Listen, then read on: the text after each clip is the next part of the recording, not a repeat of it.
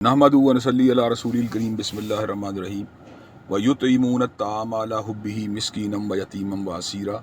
اللہ تبارک و تعالیٰ نے سورۃ دہر میں اہل ایمان کے وصف کا ذکر کیا ہے کہ وہ اللہ تبارک و تعالیٰ کی محبت میں اپنے مال کو خرچ کرتے ہیں اور مسکینوں، یتیموں اور اسیروں کو اپنے اللہ تبارک و تعالیٰ کے دیے ہوئے مال میں سے ان کی ہیلپ کرتے ہیں، ان کے اوپر خرچ کرتے ہیں، ان کو کھلاتے ہیں۔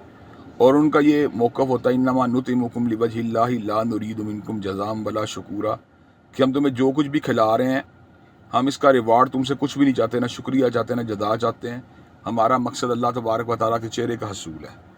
تو اللہ تبارک و تعالیٰ اگر کسی فرد کو یا ادارے کو اس بات کی توفیق دے کہ وہ اللہ تبارک و تعالیٰ کے راستے میں اپنے مال کو خرچ کریں تو انہیں اللہ تبارک و تعالیٰ کی اس نعمت بے پایاں اور فضل عظیم کے اوپر اللہ کا شکریہ ادا کرنا چاہیے۔ الحمدللہ قرآن و سنہ موومنٹ اس حوالے سے جب سے سیلاب زدگان کی بحالی کا مرحلہ شروع ہے اپنے کردار کو مؤثر طریقے سے ادا کرنے کی کوشش کر رہی ہے۔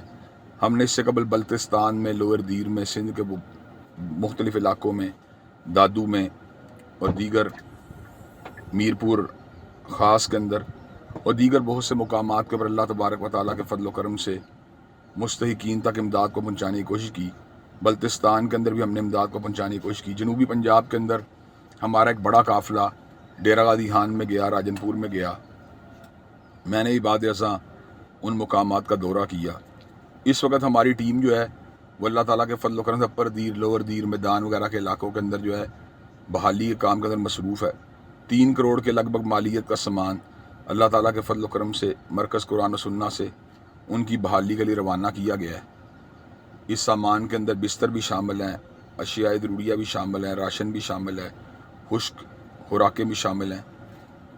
مقصد ہمارا یہ ہے کہ جس حد تک ہم سے ممکن ہو سکتا ہے ہم محروم طبقات کی بحالی کے لیے اپنے وسائل کو ڈپیوٹ کریں۔ اللہ تعالیٰ کے فضل و رحمت سے اس کے نتائج بہت ہی مثبت اور پازیٹیو نکل رہے ہیں، اور لوگ جو ہیں ان کی بحالی کے حوالے سے قرآن و سنہ موومنٹ کا کردار دیکھ کر اللہ تبارک و تعالیٰ کے فضل و کرم اطمینان کا اظہار کر رہے ہیں۔ سروے کرنے کے بعد ٹوکن سسٹم کے تحت یہ سارا کا سارا کام جو ہے اس کو انجام دیا جاتا ہے۔ آپ کی امانتیں اللہ تعالیٰ کے فضل و کرم سے پوری دیانتداری کے ساتھ اور پوری محنت کے ساتھ مستحقین تک پہنچائی جاتی ہیں۔ انشاءاللہ ریلیف کا یہ کام جاری و ساری رہے گا، اور ہماری ٹیم کے دوست جو ہیں آپ کو اس حوالے سے آگاہ کرتے رہیں گے۔